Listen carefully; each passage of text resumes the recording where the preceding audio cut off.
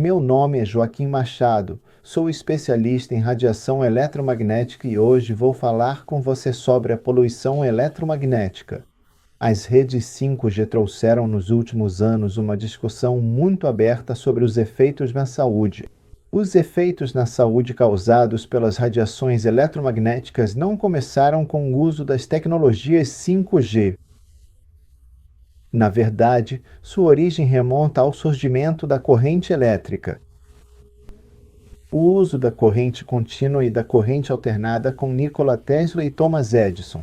As tecnologias modernas, a eletrificação do mundo por meio de todo o uso das correntes, o surgimento do rádio, das telecomunicações, da eletrônica, dos computadores, dos telefones celulares, das redes Wi-Fi, das tecnologias móveis 3G, 4G, 5G, os sinais de Bluetooth, todos são componentes que contribuem para a chamada poluição eletromagnética. Do que é composta a poluição eletromagnética é a primeira coisa que você precisa entender. Ela é composta por radiação eletromagnética. O que é radiação eletromagnética? A radiação eletromagnética é a propagação de energia eletromagnética no meio pelo qual ela está atravessando.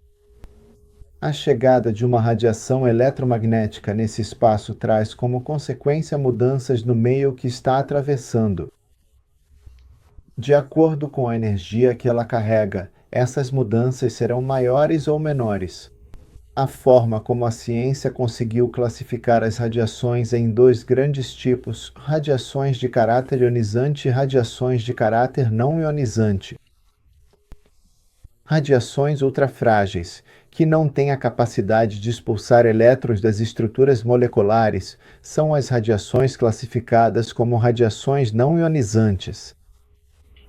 E as radiações ionizantes são aquelas que são capazes de ionizar o meio que atravessam porque expulsam elétrons das estruturas moleculares presentes e, portanto, criam um processo de ionização. Na primeira etapa da pesquisa em medicina sobre o efeito das radiações na saúde, o estudo se concentrou nos efeitos das radiações ionizantes. A chamada contaminação eletromagnética, que já mencionei, não tem nada a ver com as radiações ionizantes. Ela está completamente centrada em radiações não ionizantes. Isso quer dizer que a contaminação eletromagnética é criada por radiações não ionizantes. Esta é a primeira coisa que você deve saber, porque muitos especialistas, engenheiros, médicos, biólogos, vão te dizer que a contaminação eletromagnética não existe, que é um mito, e a razão disso é porque se trata de radiação não ionizante.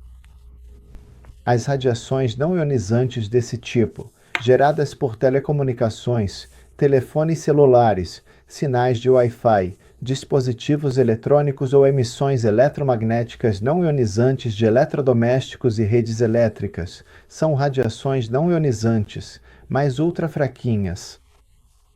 Em termos de ordem de grandeza, suas magnitudes realmente são desprezíveis, portanto, por muitos anos se considerou que não eram um problema para a saúde, porque a exposição a esse tipo de radiação não gera aquecimento nos tecidos biológicos. Quando uma radiação produz aquecimento, isso é chamado de efeito térmico dessa radiação. Dito em palavras simples, então, as radiações com efeitos térmicos nos sistemas biológicos foram aquelas consideradas como possivelmente perigosas para a saúde. Portanto, quando os telefones celulares surgiram, o foco da avaliação de risco do aparelho concentrou-se em determinar quanta radiação era absorvida pelo corpo humano e também em poder identificar os efeitos térmicos ligados a essa absorção de radiação. Hoje sabemos muito mais sobre os mecanismos que criam o fenômeno da poluição eletromagnética. O entendimento do que sabemos hoje está enraizado em uma evidência científica muito robusta e um peso experimental muito amplo. Estamos falando de grupos multidisciplinares e diferentes tipos de organizações que criaram diversos tipos de pesquisas que, quando analisadas em conjunto, permitem chegar a uma conclusão científica objetiva de que este é um problema real. A origem do problema é a polarização. A polarização é a forma como utilizamos as radiações eletromagnéticas e podemos usar o que chamamos de onda eletromagnética para transportar informação nela, para que leve informação. E através dessas ondas portadoras de informação, podemos então modular e propagar o que hoje conhecemos como telecomunicações. Esse exercício de modulação de ondas eletromagnéticas para enviar informação é feito graças aos processos de polarização nas telecomunicações. Polarizações lineares, polarizações elípticas, circulares, resultam na possibilidade do mundo moderno das telecomunicações. Compartilhar informações, sinais que são recebidos e enviados por transmissores de rádio e micro-ondas. A polarização das ondas eletromagnéticas introduz um elemento que não está presente na natureza.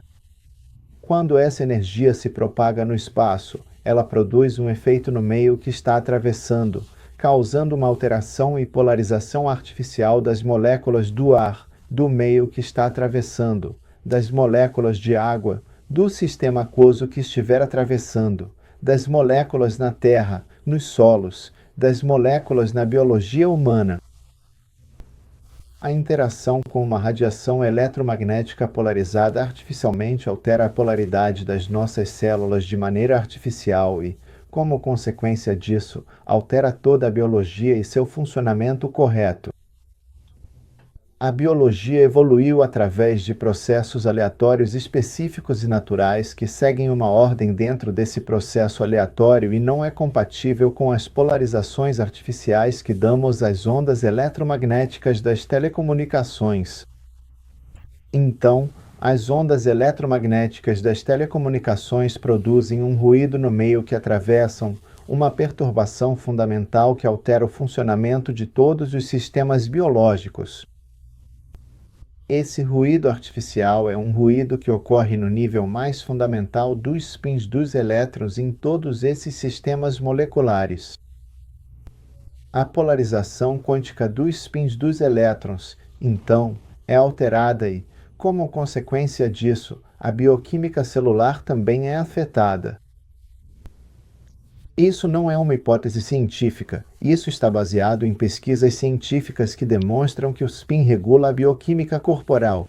Pesquisas em medicina avançada determinam como todo processo de interação química no corpo é precedido por interações elétricas e como essas interações elétricas são precedidas por processos que permitem que essas interações elétricas ocorram, baseados em processos de troca de informação no nível mais fundamental.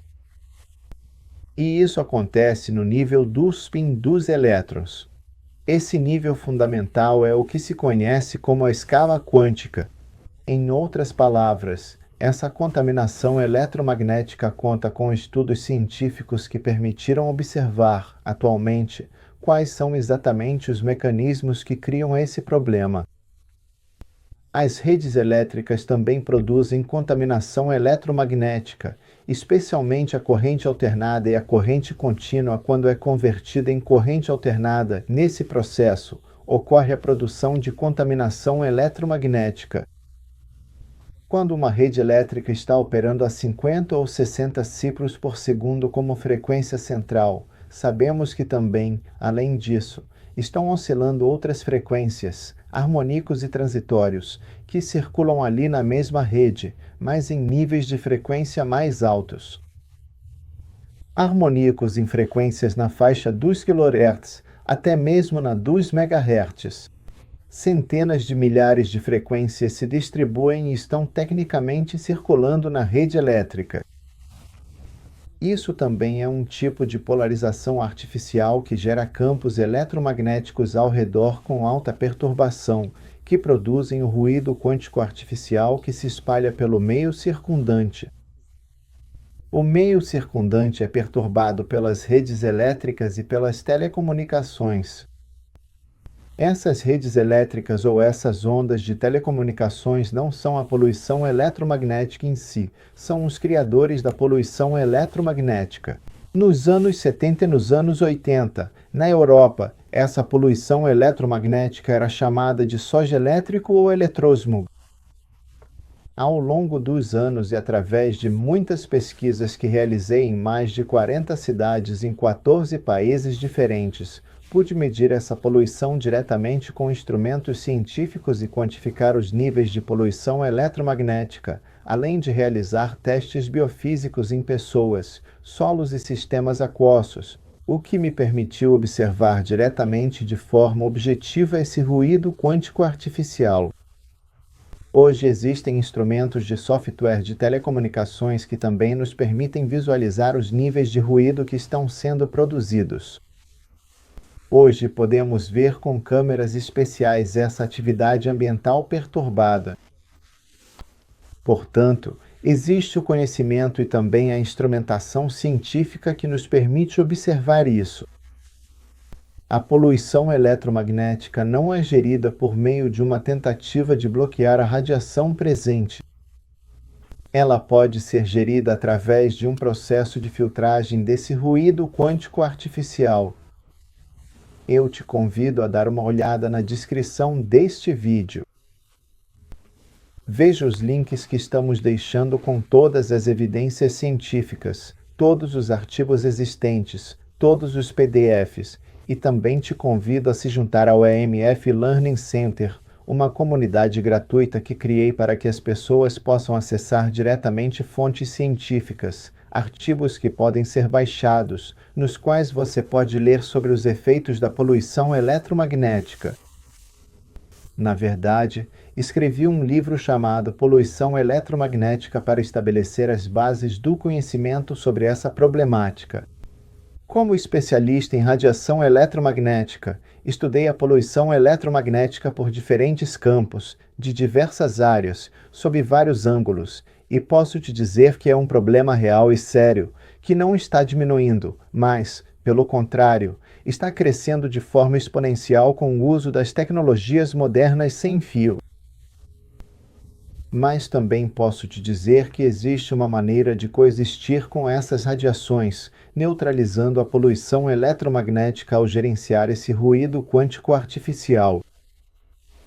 Há maneiras de conseguir interagir diretamente com essas radiações que são ultrafracas, que não são ionizantes, que em ordens de magnitude são realmente muito fracas, muito suaves, desde que possamos filtrar o ruído, a perturbação que a propagação dessas ondas polarizadas está gerando no meio circundante. O tratamento é feito ao ambiente, ao espaço. Espero que este vídeo tenha sido útil. Se você tiver alguma dúvida que não esteja abordada nessas fontes de referência, deixe um comentário e terei prazer em respondê-la em vídeos futuros.